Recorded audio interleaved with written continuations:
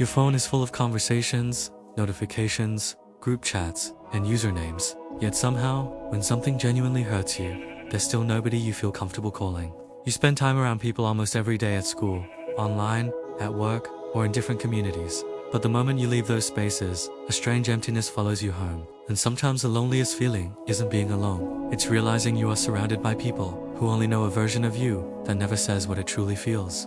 A lot of young people today secretly feel like they have no real friends, but almost nobody talks about it honestly because friendship has become something performative. From the outside, everyone appears socially connected. Photos together, shared jokes, active group chats, birthday greetings, streaks, tags, and comments create the illusion that meaningful connection is everywhere. But many people are beginning to notice that despite all this interaction, very little of it actually feels emotionally safe, stable, or genuine. And that confusion creates a strange kind of loneliness because it makes people question themselves. They wonder if they're too boring, too awkward, too quiet, or simply difficult to connect with. But in many cases, the problem is much larger than the individual. The way modern social life works has fundamentally changed how friendships are formed, maintained, and experienced, especially for teenagers and young adults who grew up online. Most people think loneliness comes from isolation, but psychological studies consistently show that loneliness is more connected to emotional disconnection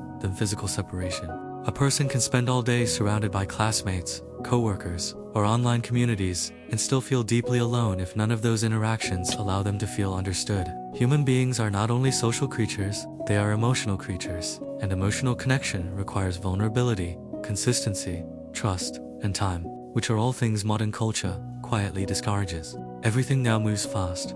Conversations move fast. Trends move fast. Relationships move fast. People meet each other through short clips, filtered profiles, curated personalities, and carefully controlled images of themselves. Most interactions happen in environments designed for attention rather than depth. As a result, many friendships stay trapped at the surface level. People know each other's humor, aesthetics, favorite songs, or online persona, but not their fears, insecurities, grief, or internal struggles. And over time, something begins to happen psychologically. People stop showing themselves honestly because they become afraid that authenticity will make them less likable. So instead of building connection through honesty, they build it through performance. They become the funny friend, the chill friend, the smart friend, the supportive friend, the unbothered friend. Eventually, they get so used to managing how they appear that they no longer know how to relax around others completely.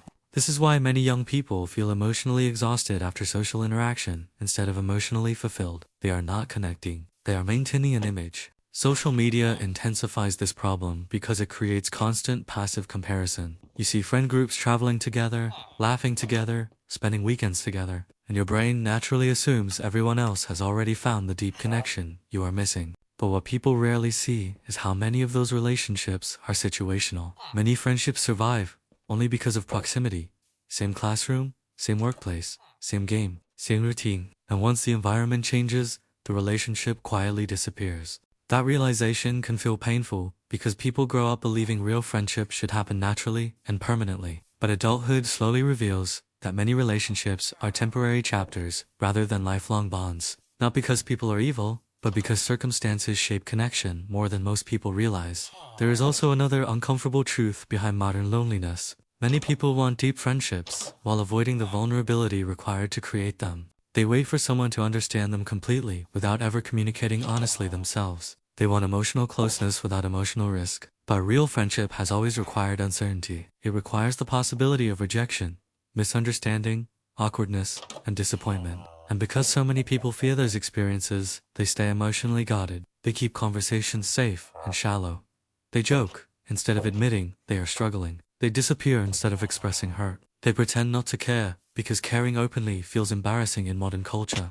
Ironically, this emotional self-protection often creates the exact loneliness people are trying to avoid. What makes this harder is that many people respond to loneliness by chasing more attention instead of deeper connection. They try to solve emotional emptiness through larger social circles, more followers, more interactions, or constant communication.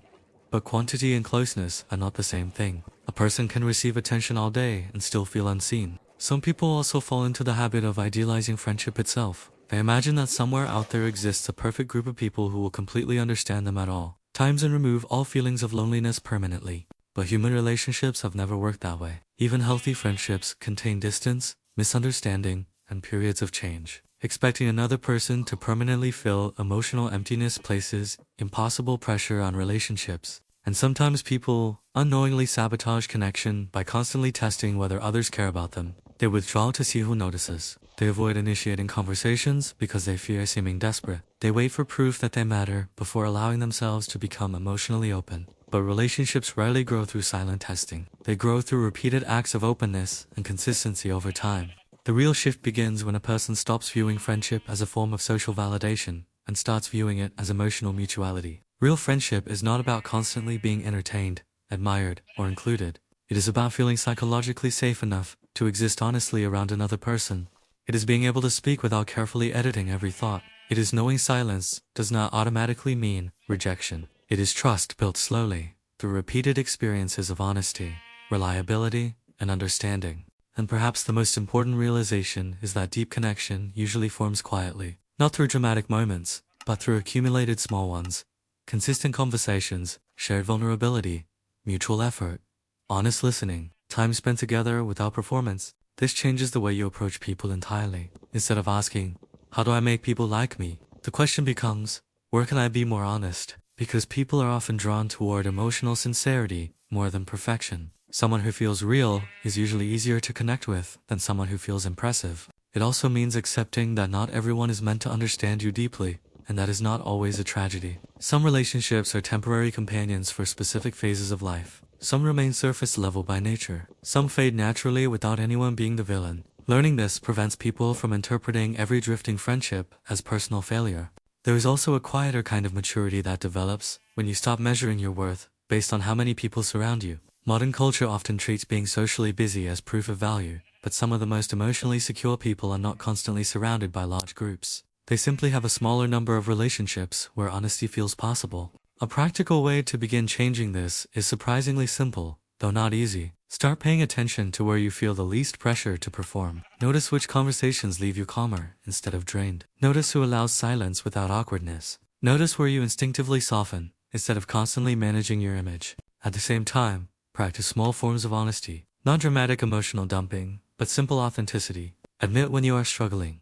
Express appreciation more openly. Initiate conversations without treating vulnerability like weakness. Allow yourself to care visibly instead of hiding behind attachment all the time. Because meaningful connection is rarely built through trying to appear perfect. Most people are already exhausted from performing versions of themselves they think the world will accept. And maybe that is why so many people secretly crave real friendship now more than ever. Not because they need endless social interaction, but because they are tired of relationships where they feel emotionally invisible. In a world where almost everyone is constantly being perceived, judged, compared, and filtered through screens, being genuinely understood by even one person can feel strangely rare. And sometimes growing up means realizing that real friendship is not measured by how many people are around you, but by how safe you feel when you finally stop pretending.